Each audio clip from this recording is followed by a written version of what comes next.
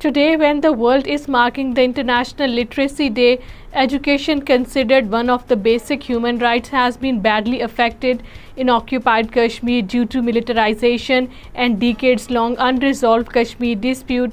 A report released by the research section of Kashmir Media Service today said that Kashmiri students can pay attention to education when they are witnessing killing of their dear ones during violent military operations conducted by the Indian troops on the daily basis. Illegally detained senior leader of the All Parties Hurriyat Conference Shabir Ahmad Shah has urged the G20 heads to take notice of India's continuous denial of the Kashmiris' right to self-determination upheld by the United Nations Security Council through its resolution passed on 5th January 1949.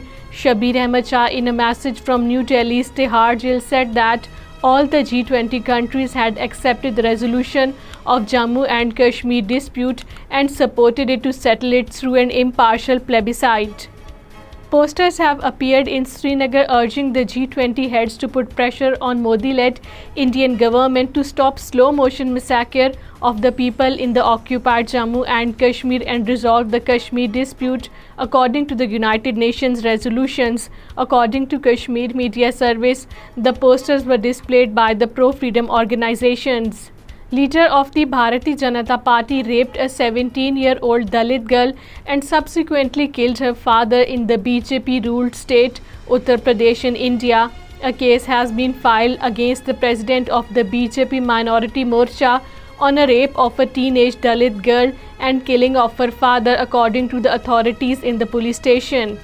Body of a 22-year-old youth was found in the Jammu city. According to Kashmir Media Service, the body was lying near the old Jammu Development Authority building at the bus stand in the Jammu. Meanwhile, an 80-year-old woman identified as Goma Devi was found hanging at her house in the Rajouri district. Similarly, an auto driver was injured in a road accident in the Haidarpura bypass in the Srinagar district.